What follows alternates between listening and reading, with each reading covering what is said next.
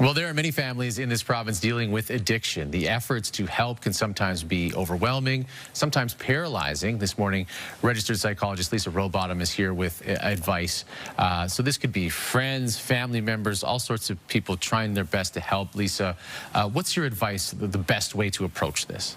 So I think the first thing to keep in mind is that it's probably not going to be you that's going to be able to help this person. You may be able to position them to find the help they need, but there needs to be outside help and outside intervention, generally from professionals, especially if you're a family member. As much as we would like to be the one to step in and fix things, unfortunately, generally, that even being a family member puts us in a relationship where that kind of precludes that being our role. Okay. And so the first thing you want to do is to even just mention to the person, friend, family member, doesn't matter, that you're seeing some things that are making you concerned.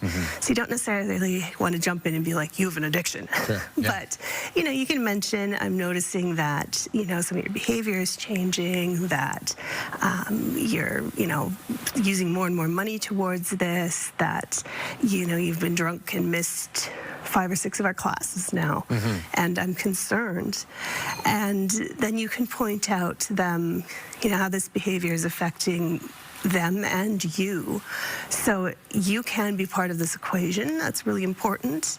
And you're able to say to them, I'm seeing that maybe you're missing all of these classes. I'm afraid you're going to fail your course, fail university, fail high school, and me hanging around with you, if you want me to come and cut class with you, that's going to cause me to fail as well. Right.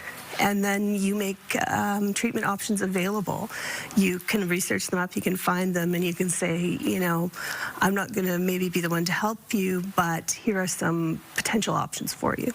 What would you say to people who that's a difficult conversation to have, and are worried that you might push this person further away when you're trying to bring them closer in? Do you have advice to navigate that? So I think that you have to recognize oftentimes when you're dealing with someone with an addiction that when you are doing what is best for them, often they're going to not be impressed with you. Okay. They're going to be upset with you because you're not enabling the addiction. And so, yes, the conversation is hard and they may become angry with you. They might get up and storm out, but it has to be had, and they need to know you're a place to come when they're ready to find help, and that might not be for a while. Okay. And how do you stay healthy yourself, not put too much on yourself to the point where you're degrading your own life in the efforts to help someone? So I think something to keep in mind, probably one of the wisest phrases I've ever heard, is that it's possible to love an addict to death.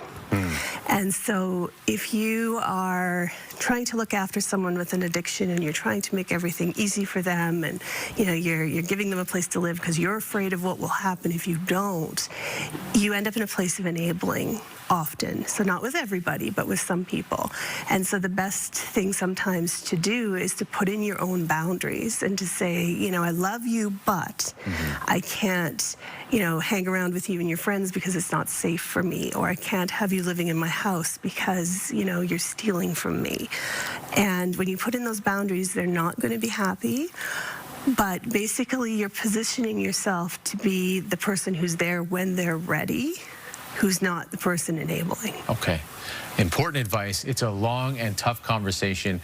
Lisa is with Sojourn Psychology. If you'd like to know more or get some resources for further help, you can reach out and visit sojo.ca.